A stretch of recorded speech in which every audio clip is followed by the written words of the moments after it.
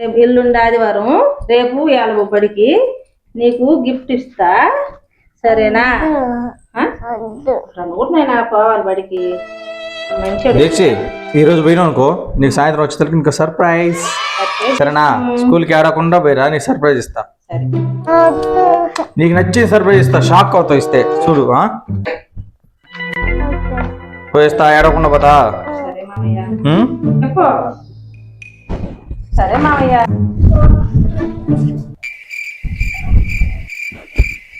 చెప్పు, ముద్దు పెట్టు, ముద్దు పెట్టు, ముద్దు పెట్టు, ముద్దు పెట్టు. మంచోడు.